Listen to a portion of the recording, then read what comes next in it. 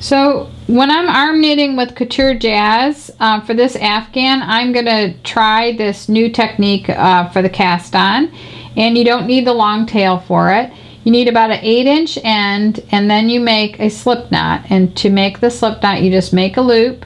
The top strand goes over the back, and then you pull the back, go in through that loop, and then pull that strand forward out of the loop. So you'll notice there's a knot side and a slip side. You just pull on the knot side, and then the slip side should loosen up and be big enough to go on your arm. One of the things you want to be super aware of is that these loops are going to go way up on a wider part of your arm. So you want to make sure that they're looser than the loops that you would have like for a scarf. So you want to make sure that they're big enough to go all the way up here near your elbow, because when you don't, you're constantly fighting the loops. And so anyway, for this different type of cast on, what you do is you take your working yarn in your hand like this, and you move the slip knot off, and that's your first chain right there. And this is basically hand chaining. So you're going to hand chain the 24 stitches. So you bring this loop up so it's just big enough to fit across your fingers like this. Then you grab the working yarn like this and bring that through. So that's your second stitch. And then I'm giving this some height here, and then I'm going to grab the working yarn again. I use this hand to kind of stabilize the chain. So there's number 3. And number 4 and 5 and 6 and 7 and 8 and 9 and 10 and 11 and 12, 13, 14, 15, 16, 17, 18, 19, 20, 21, 22, 23, and 24. So there's a hand chain of 24, and that's basically how wide your Afghan's going to be. So then you take the last loop, leave it up on your hand like this. And what you want to do now is, this counts as your first stitch, that one loop. So what you're going to do now is just to turn this so that all these ovals are facing you like this. And what you're going to do is reach your fingers down into the next chain and pull up a loop like this and put that on your hand. And then go down into the next loop right here and pull up a loop like that. And so now this is my cast on. I've got that chain underneath it. So I'm going to reach down into the next loop, bring that up like this, and then keep reaching down, and I'm grabbing the working yarn and bringing that up and putting that up on my arm.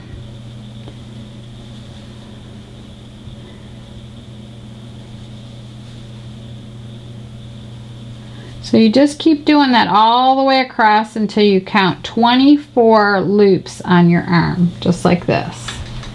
So I've got these rather loose. So I've got 1, 2, 3, 4, 5, 6, 7, 8, 9, 10. So that's how you cast on using a foundation chain, basically. So I'll just keep going and picking up a loop from each chain like that until I have all 24 on my arm. There's other videos where I show you how to do the long tail cast on version, and if you want to do that version, you would measure off 8 yards to do a long tail cast on. But I'm just gonna keep putting all these loops up on my arm. See how it gets? You gotta have enough room for your whole. I guess if you wanna have smaller stitches, you gotta teach your kids how to make these. And I've been hearing a lot of kids are learning this and they love it. Okay.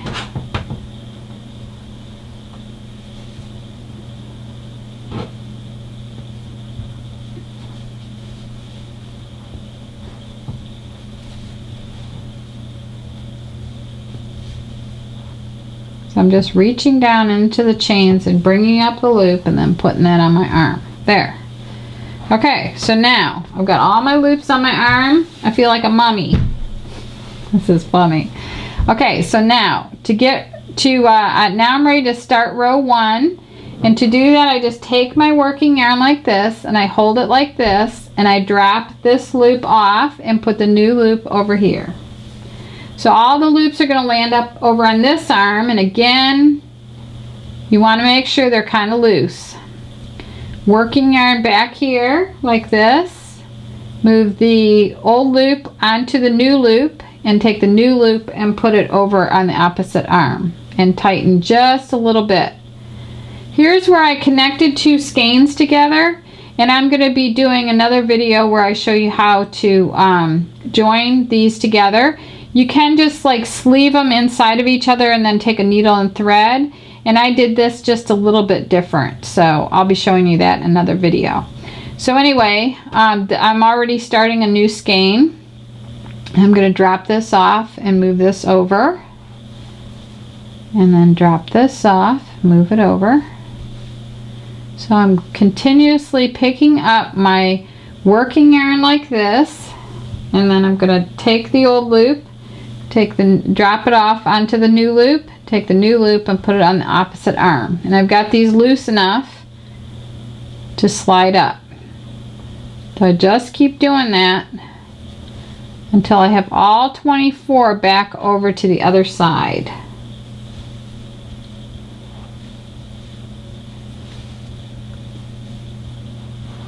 I love this color. There's another color too I was tempted to use, and it's a really deep, like fuchsia type pink. It's really pretty.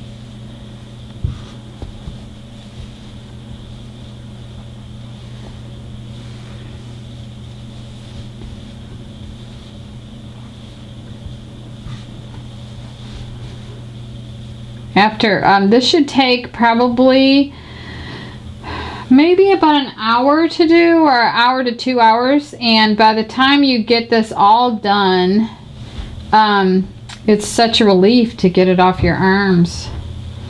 And then another thing you might want to do is have a big wood dowel so that you could slide this off if you wanted to take a break.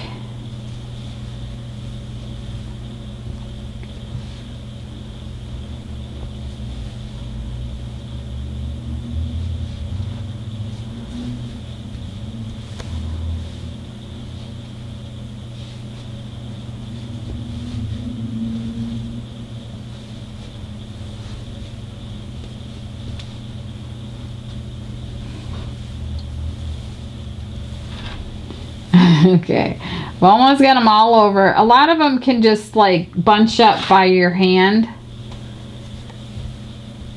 so they don't really go past your elbow. Okay, this is the last one, and that completes row 1. Okay, so this is what your row 1's gonna look like. Because of the giant yarn, it gets done really quick. I don't even think it's going to take much more than an hour to do this. But you see your loops from the cast on are there, the leftover loops from the chain, and that is what row 1 looks like. It's funny.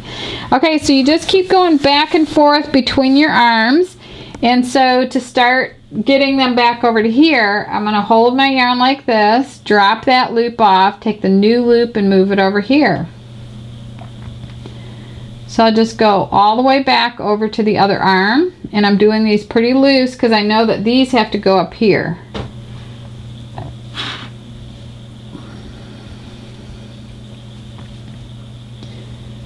So just keep doing that, and then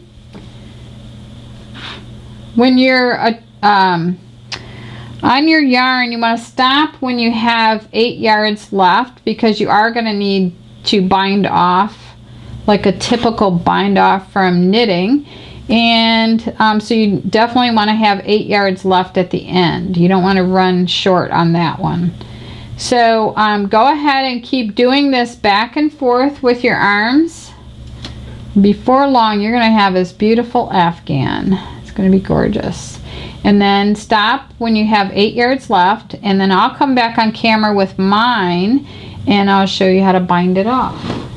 It's pretty cool. My Afghan is ready to be bound off, and to do so I've left plenty of yarn for my bind off, and all the loops landed over on my right arm, and they could have just as easily landed up on my left arm, and you can bind off on either arm, it doesn't matter. So I'm very pleased with the way this turned out, and it only took me probably about an hour and a half to do.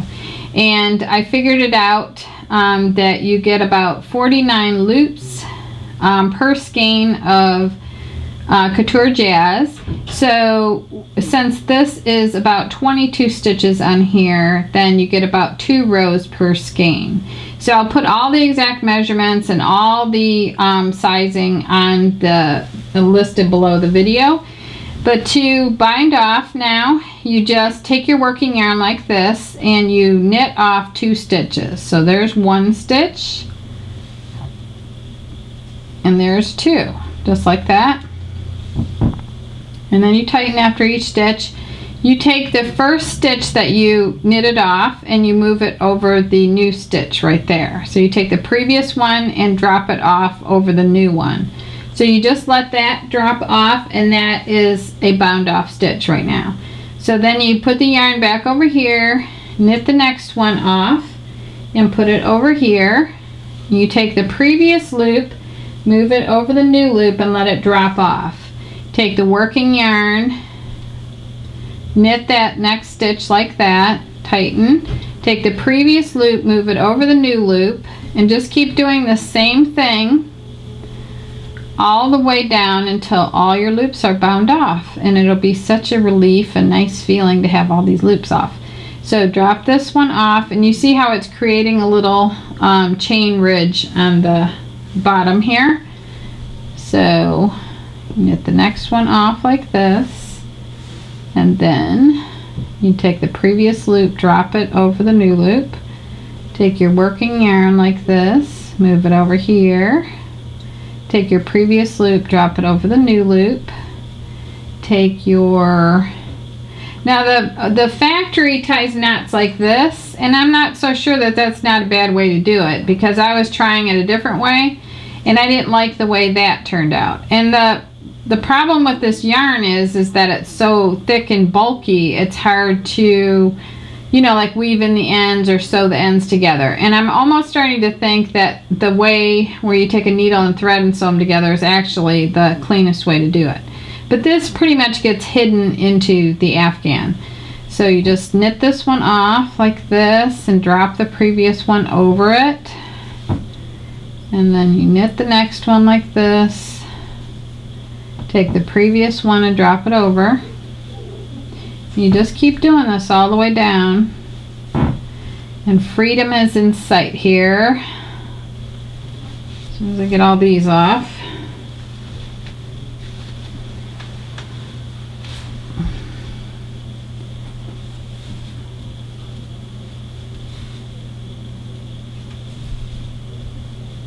Oh, I did that one other time on camera. The girl that was working with me said, "What are you doing?" Okay, so I was going on to knit the 3rd stitch off, but I don't want to do that. I want to just do 2 stitches and move this one over, then do the next one. Only 2 at a time.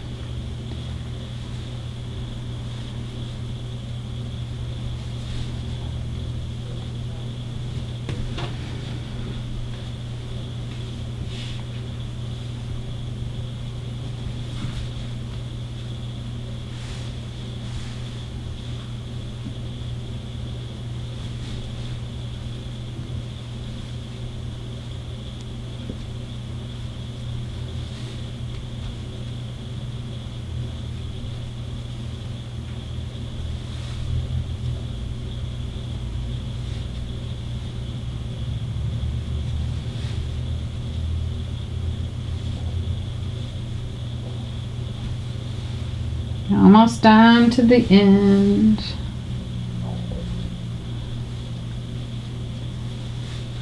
This would be a great quick gift for somebody. Nice and warm, especially somebody that lives in a cold state or country. Okay, last one. Look at this. Yay! Oh, it feels so good. So good. Okay, so on the last one, I'm gonna take the previous loop, drop it over the new loop like this. So my last loop, I do not want to lose that one. I'm gonna take, just for now, I'm just gonna take the remaining yarn.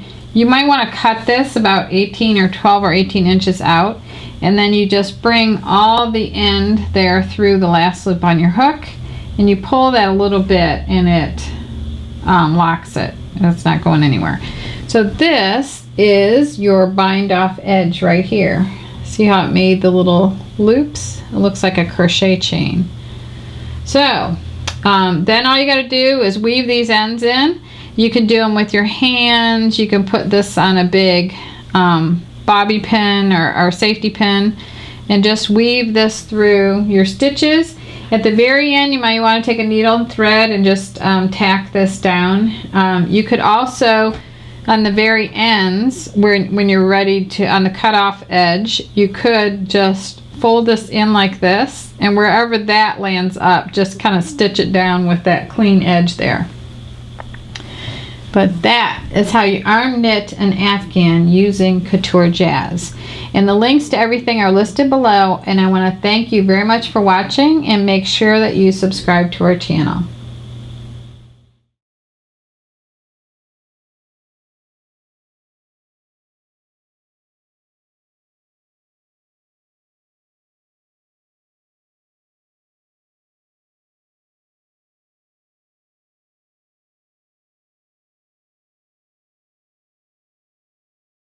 Turn back over here, and I'm going to knit off one more stitch like this, put it over here, tighten over the whole strand of yarn, and then pull that strand of yarn all the way through.